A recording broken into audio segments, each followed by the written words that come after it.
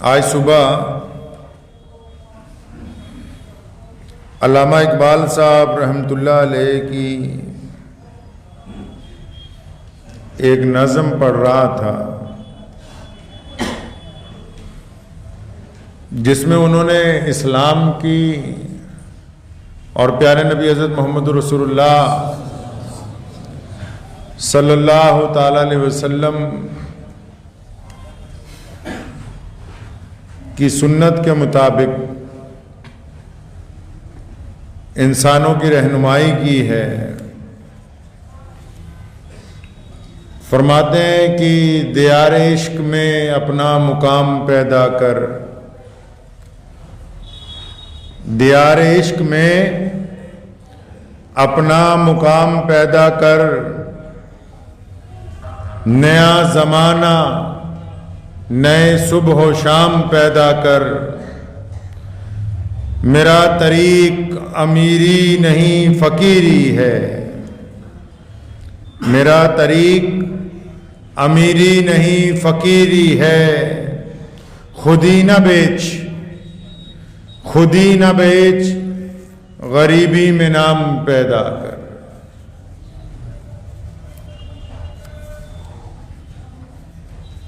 رسول اللہ صلی اللہ تعالی علیہ وسلم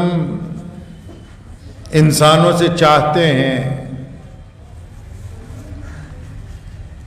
کہ وہ دوسرے انسانوں کی مدد کرنے والے بنیں۔ متعدد احادیث اس بات کے لیے موجود ہیں جس میں اللہ کے نبی حضرت محمد رسول اللہ صلی اللہ علیہ وسلم نے تاکید فرمائی، کوئی مانگنے والا آئے تو خالی نہ لوٹاؤ، کوئی آپ کے دروازے پہ آ جائے تو جو دے سکتے ہو دے کے بھیجو۔ قرآن پاک میں احادیث میں متعدد جگہ کہا گیا کہ یتیم کو جھڑکا مت مارو،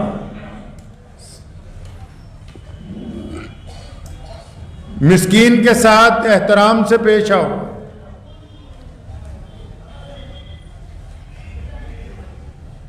جو لوگ آپ کے دروازے تک آ گئے ان کو کچھ نہ کچھ دے کے بھیجو۔ یہاں تک کہہ دیا کہ اگر مانگنے والا گھوڑے پر سوار ہو کے آ جائے تب بھی انکار نہ کرو کہ وہ اللہ کے نام پہ مانگ رہا ہے، اس کو دے دیں۔ متعدد احادیث اور آیتیں اس بات کی گواہی دیتی ہیں کہ بار بار مسلمانوں کو کہا کہ جو ضرورت مند لوگ آ رہے ہیں، جو آپ کے پاس مدد کے لیے آ رہے ہیں، جو آپ سے کچھ مانگنے آ رہے ہیں، ان کو دو، اپنی ہمت کے مطابق دو۔ اور حضرات صحابہ کرام رضی اللہ تعالی اجمعین نے اسی طریقے کو اپنایا ہے، اور زکوٰۃ کا مصرف بھی یہی ہے۔ اتنی ہزارہ احادیث اور آیتوں کے درمیان اگر یہ بات تلاشنے لگ پڑیں کہ کہیں رسول اللہ نے یہ کہا ہو کہ میری امت کے لوگوں تم آگے بڑھ کے کسی کے آگے ہاتھ پھیلا دو، یا تم اپنے ہاتھ میں کٹورا پکڑ لو، محمد رسول اللہ صلی اللہ علیہ وسلم کی تمام زندگی، قرآن کی تمام آیات، کئی کروڑ لاکھوں احادیث، متعدد جو ہے ائمہ مجتہدین اور جتنے صحابہ کرام گزرے ہیں، سب کی اگر زندگیاں پڑھ لی جائیں تو میرے رسول صلی اللہ علیہ وسلم نے ہمیں درس دیا ہے کہ ہم دینے کے لیے آئے ہیں، ہاتھ پھیلانے کے لیے نہیں آئے ہیں۔ یہ کمال کی بات ہے۔ بدترین حالات میں بھی یہ درس نہیں دیا کہ اب ہم کسی اور کے آگے ہاتھ پھیلا دیں۔ علامہ اقبال رحمۃ اللہ علیہ برطانیہ میں تھے جب انگلینڈ میں، تو ان کے بیٹے جاوید اقبال نے خط لکھا کہ ابا جی پیسے ختم ہو گئے اور جب تک آپ کی واپسی ہے بڑی پریشانی ہو جائے گی، آپ اگر اجازت دیں تو آپ کا فلاں دوست جو سرمایہ دار ہے اس سے جا کے میں ادھار لے لوں تو بیٹے کو خط کی جواب میں یہ نظم لکھ کے بھیجی، فرمایا خود ہی نہ بیچ، غریبی میں نام پیدا کر، نہیں صبح شام پیدا کر۔ یہ ہو نہیں سکتا کہ ہم مسلمان بھی ہوں اور پھر کسی اور کے آگے دست سوال کر دیا جائے آگے بڑھا کے۔ ہمارا ہاتھ صرف اللہ کے آگے پھیلتا ہے۔ ایک صحابی رسول صلی اللہ علیہ وسلم، بڑا خوبصورت واقعہ ہے، آپ صلی اللہ علیہ وسلم کے پاس آئے اور فرمایا یا رسول اللہ میرے گھر میں کچھ نہیں، بڑی پریشانی۔ منشا یہ ہے کہ حضور صلی اللہ علیہ وسلم مدد فرما دیں، اعلان کر دیں مسجد میں۔ فرمایا کچھ نہیں گھر میں، بڑی پریشانی، کھانے پینے کے لالے پڑ گئے، گھر کا ساز و سامان بھی بک گیا سارا، کچھ نہیں ہمارے پاس۔ اب آج کل کوئی ہمارے پاس ایسی بات کہے، ہم کیا سوچ سکتے ہیں کہ دو چار یار دوستوں کو کہیں گے کچھ پیسے اکٹھے کرو، کوئی مدد کرتے ہیں ان کی۔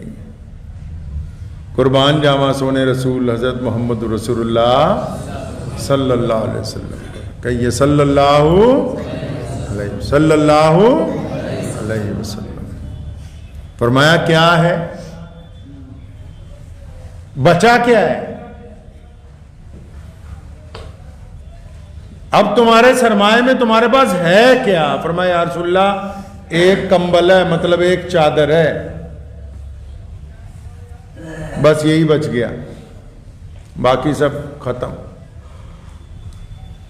سونے رسول صلی اللہ علیہ وسلم نے فرمایا لاؤ کہاں ہے؟ لے آئے وہ اپنا چادر کمبل جسے اوڑھ کے لیٹتے تھے، بس وہی کل سرمایہ ہے۔ سونے رسول صلی اللہ علیہ وسلم نے مسجد نبوی میں اپنے صحابہ کے جھرمٹ میں اپنی مجلس میں اعلان کیا، بولی لگا دی، فرمایا کون ہے یہ جو چادر خریدتا ہے بھائی؟ اب وہ چادر کون سا؟ ریشم کی ہے، بہترین کڑھائی والی ہے۔ ایک غریب آدمی کی چادر کیسی ہوگی؟ ایک غریب آدمی جس کا کل سرمایہ ایک کمبل ہے، ایک چادر ہے، وہ کیسا ہوگا؟ کیا بہت خوبصورت ہوگا؟ آرام دہ ہوگا؟ پھٹا پرانا کمبل بس۔ سونے رسول صلی اللہ علیہ وسلم نے فرمایا کون ہے جو اسے خریدتا ہے؟ بولی لگاؤ۔ صحابہ نے کہا یا رسول اللہ 1 دینار دیتے ہیں۔ سونے رسول صلی اللہ علیہ وسلم نے فرمایا نہیں 1 کم ہے، کوئی اور ہے جو اس سے زیادہ دے دے؟ کسی اور صحابی رسول صلی اللہ علیہ وسلم نے فرمایا یا رسول اللہ میں 2 دینار دیتا ہوں۔ فرمایا یہ ٹھیک ہے، لیا بھائی۔ کمبل اس کو 2 دینار لے لیے اور اپنے اس صحابی کو 2 دینار دیے۔ فرمایا ایک کٹورا خرید لو جس میں کھانا پینا ہے، اور ایک کلہاڑی خرید کے لاؤ جا کے منڈی میں سے، بازار میں سے۔ وہ گئے، جا کے کلہاڑی خریدی اور ایک کٹورا خریدا، واپس مسجد نبی صلی اللہ علیہ وسلم میں آئے۔ کالی کملی والے حضرت محمد رسول اللہ صلی اللہ علیہ وسلم نے اپنے دستے مبارک سے، اپنے ہاتھ سے اس کلہاڑی میں دستہ لگایا۔ دستہ لگتا ہے نا ہتھوڑی میں، کلہاڑی میں، کسی میں دستہ لگاتے ہیں لکڑی کا، اس کو استعمال کرنے کے لیے، تو محمد رسول اللہ صلی اللہ علیہ وسلم نے اپنے ہاتھ سے دستہ لگایا اس میں،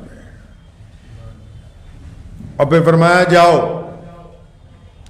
جنگل سے لکڑیاں کاٹو، مدینے کی منڈی میں لا کے بیچو، ان کو مانگنے نہیں جانا ہے۔ صحیح بخاری کے حدیث ہے، فرمایا جو بندہ مانگنے لگ جائے اللہ تعالیٰ اس کے لیے ذلت کا دروازہ کھول دیتے ہیں، پھر وہ ساری زندگی بھیک ہی مانگتا رہتا ہے، اور قیامت والے دن گلے میں توق لٹکا دیا جائے گا کہ یہ بندہ اس نے ہمت ہی نہیں کی کبھی کمانے کی۔ محمد رسول اللہ نے ہمیں درس دیا مسلمانوں کو، تبھی تو آج اتنی بڑی معیشت ہم نے کھڑی کی ہے، تبھی تو آج دنیا میں سب سے زیادہ زکوٰۃ ہم دیتے ہیں، تبھی تو پوری دنیا میں سب سے بڑے فلاحی ادارے مسلمانوں کے پاس ہیں، کہ محمد رسول اللہ صلی اللہ علیہ وسلم نے ہمیں مانگنے کا سبق نہیں دیا، ہمیں بانٹنے کا سبق دیا ہمارے کریم رسول نے۔ فرمایا لکڑیاں کاٹو، لا کے بیچو۔ اب وہ مدینہ منورہ کے جنگل کے پاس جاتے ہیں، لکڑیاں کاٹ کے لاتے ہیں، بیچتے ہیں۔ ایک ہفتے بعد آئے بڑے خوش محمد رسول اللہ صلی اللہ علیہ وسلم کے لیے ہدیہ لے کے، فرمایا یا رسول اللہ اتنا آ گیا کہ گھر میں جتنے لوگ ہیں سب کے بستر بھی بن گئے، اتنا کمانے لگا ہوں کہ اب پیسے فالتو بچنے لگے۔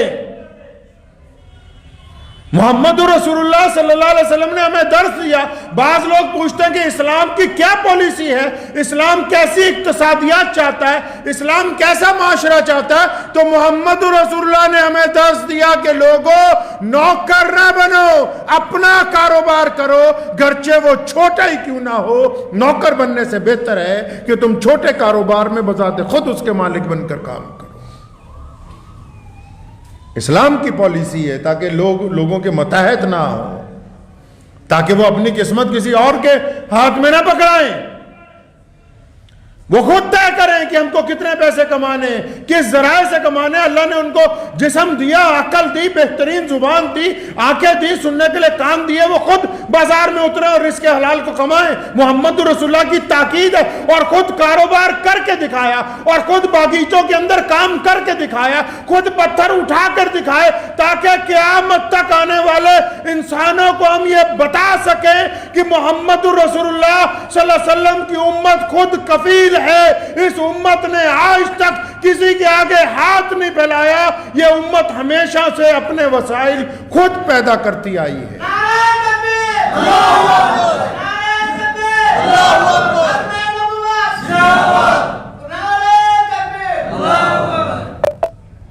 عمر رضی اللہ تعالیٰ عنہ کے پوتے طواف کر رہے تھے خانہ کعبہ کا، مکے کے گورنر کو پتہ لگا، دوڑا دوڑا آیا، سلام کیا، جبکہ خلافت راشدہ ختم ہو چکی، عمر رضی اللہ تعالیٰ عنہ کے وصال کو 30-40 سال گزر چکے۔ احترام میں آیا، طواف کر رہے تھے، آ کے سلام کیا، فرمایا حضرت میرے لائق کوئی خدمت ہو تو بتائیں۔ فرمایا مجھ سے اگر کچھ چاہتے ہوں بتائیں، گورنر مکے کا۔ مسکرائے، اس کی طرف دیکھا، فرمایا وہ ساری دنیا اللہ سے مانگتی ہے، اللہ کے گھر میں بھی کھڑے ہو کے تجھ سے سوال کرنا ہے، وہ اس گھر میں آ کے بھی تجھ سے سوال کرے۔ بڑا شرمندہ ہوا، باہر آ گیا، انتظار کرتا رہا۔ جب فارغ ہو کے عمرے سے باہر تشریف لائے، کہنے لگا حضرت اب تو ہم اندر نہیں ہیں، حرم شریف میں باہر آ گئے، اب بتائیے میں آپ کی کیا خدمت کر سکتا ہوں۔ اور فرمایا کملیا، جو پوری کائنات کا مالک ہے، جس کے گھر میں ابھی اندر پھیرے لگا کے آیا ہوں، جس چوکھٹ کے آگے آگے رو کے آیا ہوں، اور ہم نے تو کبھی اس رب سے دنیا نہیں مانگی، تو ہمیں کیا دنیا کا دے سکتا ہے۔ یہ واقعہ پڑھ رہا تھا تو مجھے اپنے ابو جان بڑے یاد آئے۔ عمرے کے لیے تشریف لے گئے مکہ مکرمہ، ہمارے بہت سارے عزیز وہاں بڑے بڑے عہدوں پہ ہیں، اور آپ نے دیکھا ہوگا کہ ہمارے جتنے سرکاری مولوی جاتے ہیں ان کو عمرے کے دوران عمرے کی کم یہ فکر زیادہ ہوتی ہے کہ حرم کے امام سے ملاقات ہو جائے، مکے کے گورنر کے ساتھ چائے پینے کا ٹائم مل جائے، وہاں کے مؤذنوں کی کوٹھی پہ حاضری ہو جائے، تاکہ کچھ کئی ہزار ریال کا حساب کتاب بن جائے کچھ۔ تو مجھے یاد ہے والد صاحب رحمۃ اللہ علیہ عمرے کے لیے تشریف لے کے گئے، ایک بار ہی، اتنے فالتو پیسے نہیں تھے کہ حج کرتے، بڑی آرزو تھی ساری زندگی۔ تو وہاں جب ان لوگوں کو پتہ لگا، شاہ مسعود اول ہمارے دادا مولانا ابراہیم لدھیانوی رحمۃ اللہ علیہ کا دوست تھا، انہیں پتہ لگا تو انہوں نے اپروچ کی کہ مولانا حبیب الرحمان لدھیانوی آئے ہوئے پنجاب کے شاہی امام میں بھی ہماری ان سے ایک ملاقات طے ہو جائے۔ خاندان کے بڑوں نے بھی کہا، تو فرمایا اچھا مکے آ کے بھی انہاں دے نال ہی ملنا ہے، وہ اللہ کے گھر میں آ کے بھی انہی کی منتیں کرنی ہے، اس مقدس حرمین شریفین کی چوکھٹ پہ آگے اس سے بڑی چوکھٹ اور کون سی ہو سکتی ہے؟ کئی سرکاری ملا جاتے ہیں مکہ مکرمہ اور مدینہ منورہ، اللہ سے ڈر کے کہتا ہوں اس جگہ بیٹھ کے، ان کو حرمین شریفین سے زیادہ وہاں کے بادشاہوں کی فکر ہے کہ پہلے ان سے یا ان کے چمچوں سے کہیں ملاقات ہو جائے تو ہمارا کام بن جائے ہندوستان میں کوئی۔ تو اپنے والد سے جب یہ میں نے بات سنی تو مجھے بڑی خوشی ہوئی کہ خون میں وہ نسل کی بات باقی ہے جو اکابرین کہا کرتے تھے، وہی نسلیں کہہ رہی ہیں کہ جب اللہ کے گھر میں پہنچ جائیں تو پھر اللہ ہی کے ساتھ بات کی جائے، اللہ کے علاوہ وہاں کسی اور دربار کے اندر جانا اللہ کے گھر کی شان کے مطابق نہیں ہے۔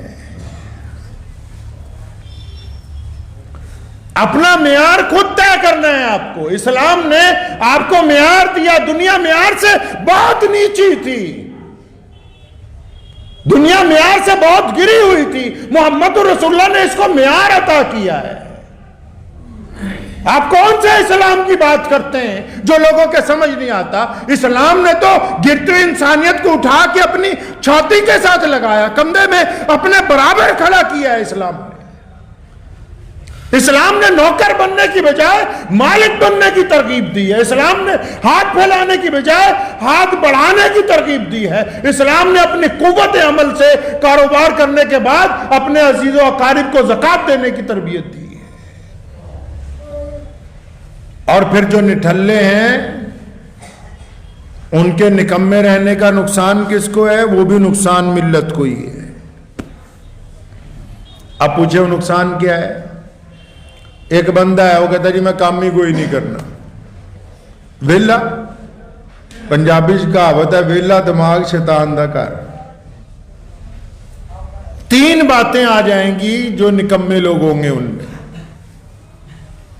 جو کام نہیں کرنا چاہتے ان کے اندر تین باتیں نقصان دہ کی آ جائیں گی۔ پہلی بات،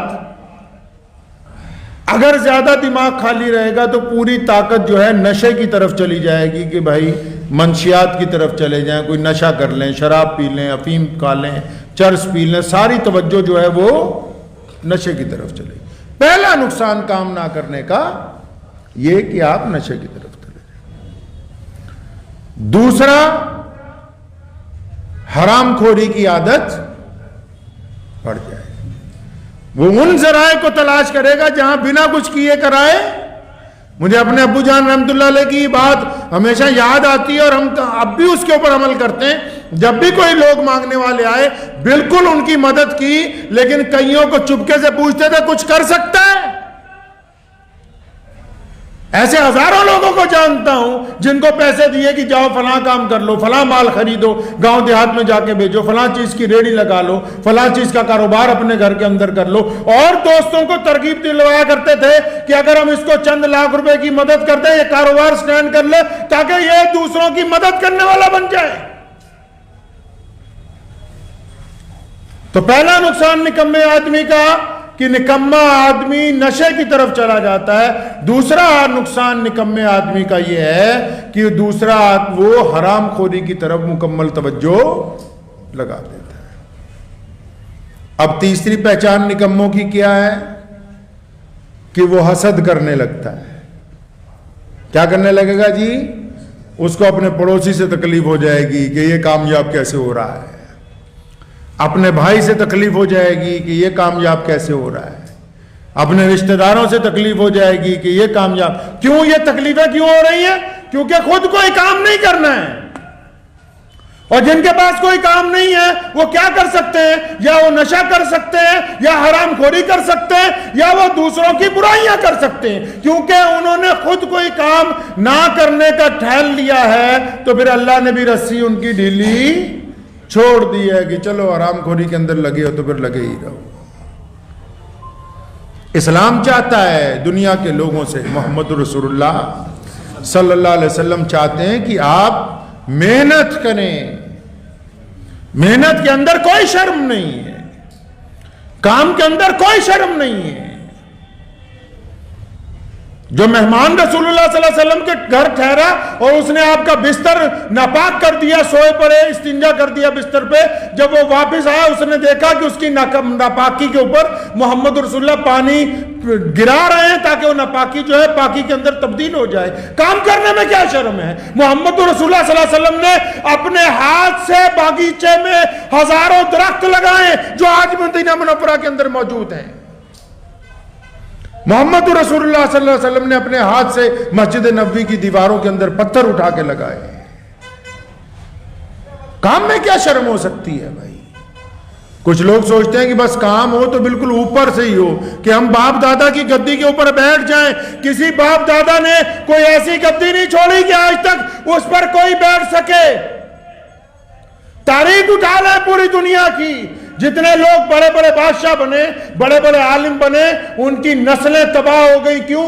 بس وہی لوگ باقی ہیں جنہوں نے اپنے باپ دادا کے مطابق محنت کی ہے، اپنے باپ دادا کے مطابق مشقت اٹھائی ہے، اپنے باپ دادا کے مطابق لوگوں کی پریشانیوں کو سمجھا، اپنے باپ دادا کے مطابق دکھ درد کو بانٹا ہے۔ جو کرنا کچھ نہیں چاہتے اور پھر وہ چاہتے ہیں کہ ہم اپنے باپ کے تخت پر بیٹھ جائیں، ایسا کوئی تخت دنیا کے اندر بنا نہیں ہے کہ کوئی نااہل اس تخت کے اوپر بیٹھ سکے، چاہے پھر وہ کاروبار کا تخت ہو، چاہے وہ ملک کا تخت ہو، چاہے وہ کسی دینی ادارے کا تخت ہو، اس کے اوپر وہی بندہ بیٹھ سکتا ہے جس نے اپنے ماں باپ کی اطاعت اور فرما برداری کرنی۔ اور اللہ تعالیٰ نے تو سورہ بقرہ میں صاف صاف کہا ہے، ابراہیم علیہ السلام کو بھی کہا کہ بلا شبہ مقام بڑا ملے گا، لیکن آزمائشوں میں سے گزرنے کے بعد آپ بڑے بنیں گے، لیکن تکلیفیں اور پریشانیوں کے بعد بنیں گے۔ یہ ممکن نہیں ہے کہ آرام کے ساتھ کوئی رتبہ حاصل ہو جائے، مدتیں لگ جاتی ہیں، ہزاروں سال نرگس اپنی بے نوری پہ روتی ہے، ہزاروں سال نرگس اپنی بے نوری پہ روتی ہے۔ بڑی مشکل سے ہوتا ہے چمن میں دیدہ ور پیدا۔ اللہ تبارک و تعالیٰ کی رضا حاصل کرنے کے لیے اگر آج آپ کاروبار دیانتداری سے شروع کریں گے تو جب آپ کی عمر گزرنے والی ہوگی اس وقت آپ ایک معیار پہ پہنچیں گے، لوگ کہیں گے کھڑے ہو کے یہ فلاں سیٹھ صاحب کا مکان ہے، فلاں کی یہ کوٹھی ہے۔ ایسے تھوڑی کوئی بن سکتا ہے، محنت شرط ہے۔ اور ہمارے رسول حضرت محمد رسول اللہ صلی اللہ علیہ وسلم نے ہمیں کیا سمجھایا کہ ہم کو محنت کرنی ہے۔ کریں گے جی انشاءاللہ، ہر حالت میں محنت کرنی ہے، اور جو نہیں کر رہے ان کو ترغیب دینی ہے، اور جو پیچھے ہیں ان کا ہاتھ پکڑ کے اپنے ساتھ چلانا ہے۔ اگر ہم انشاءاللہ تعالیٰ دیانتداری کے ساتھ کام کرتے رہیں گے تو اللہ ہمیں دنیا میں بھی عزت عطا فرمائیں گے اور آخرت میں بھی عزت عطا فرمائیں گے۔ دعا کیجئے اللہ تعالیٰ ان باتوں پہ عمل کی توفیق عطا فرمائے۔ وآخر دعوانا ان الحمدللہ رب العالمین۔